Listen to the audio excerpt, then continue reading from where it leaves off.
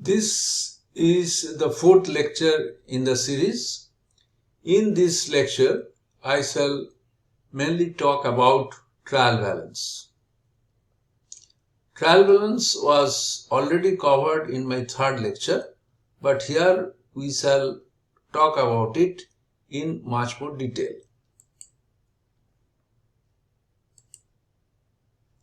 Trial balance is drawn on a particular date, usually at month or year end.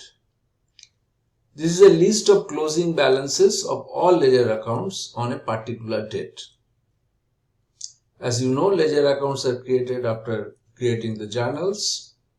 Ledger accounts are basically posting of journal entries, and these balances which are picked up from ledger accounts are arranged in debit and credit, and the balance brought down part is actually taken into the trial balance.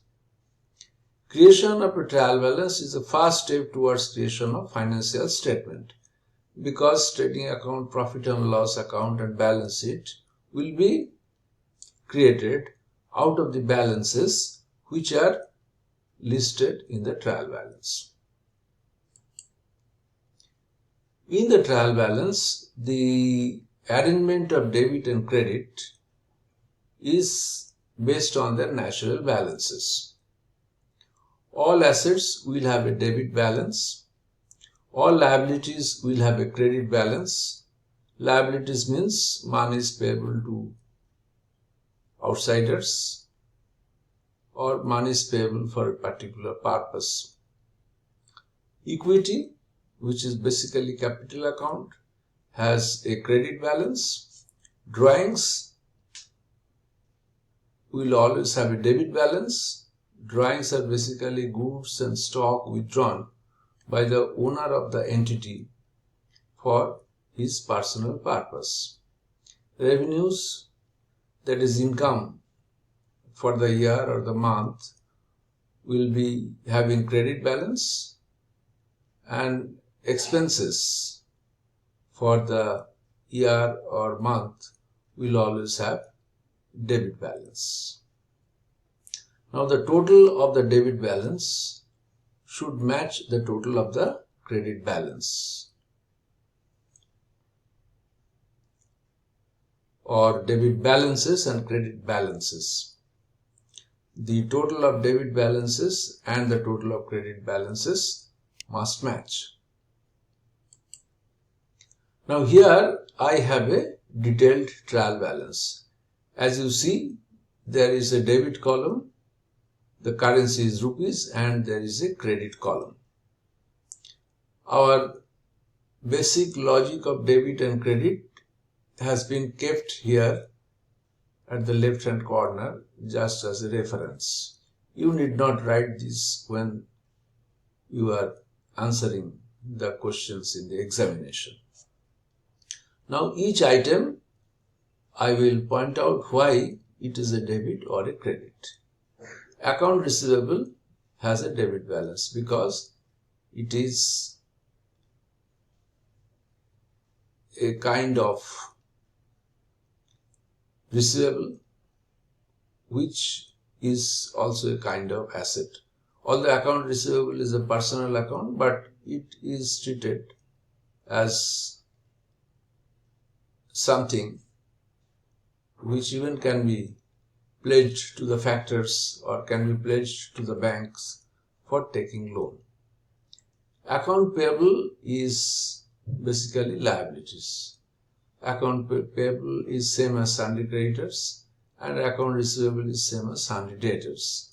So sundry debtors will always have a debit balance and sundry creditors will always have credit balances.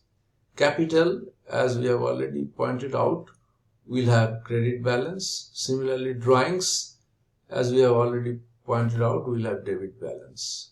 Sales is an income or it is a revenue, so it will have a credit balance. Purchase is an expense, so it will have debit balance. Wages is an expense, so it will have a debit balance. Interest received is an income or revenue, so it will have credit balance. interest paid is an expense, so it will have debit balance. Bank borrowing is a liability, that means this money is payable to the bank, therefore it has a credit balance. Cash at bank is an asset, therefore it will have debit balance. It will always have debit balance. Salary is an expenses, therefore it has a debit balance. Furniture is an asset, therefore it has a debit balance. Machinery is another asset, it has a debit balance. Provision for depreciation is a liability because it has to be deducted from the assets, so it is a credit balance. And advance from customers is a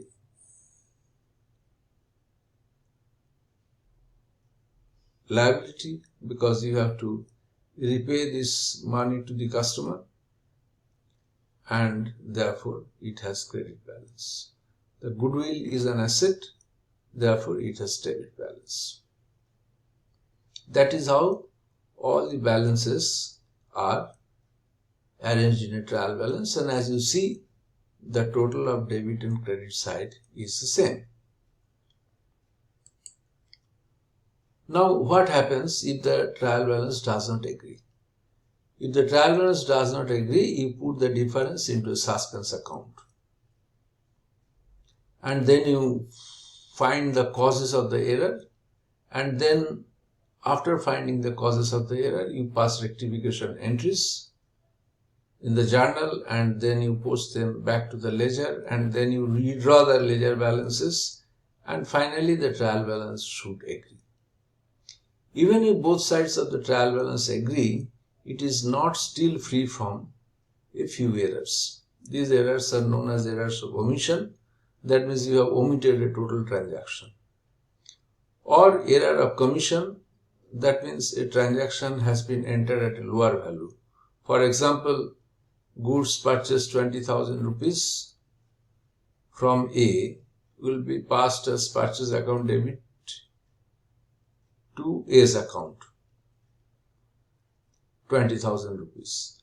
But if you pass an entry of purchase account debit 2,000 and A's account credit 2,000, then also the trial balance will agree.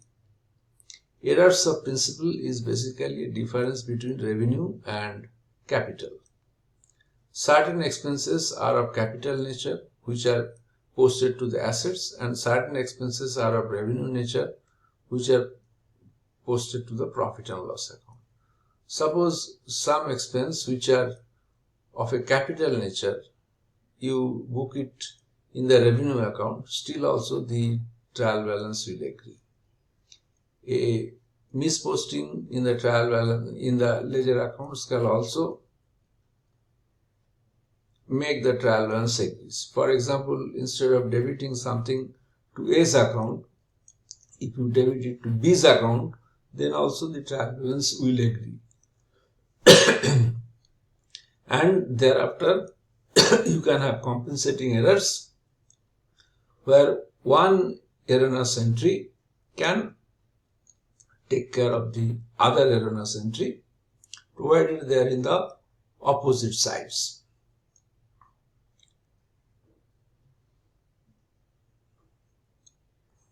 Suppose an entry is not posted in the debit side of one account and an entry of similar value is not posted in the credit side of another account, then also the trial balance will agree.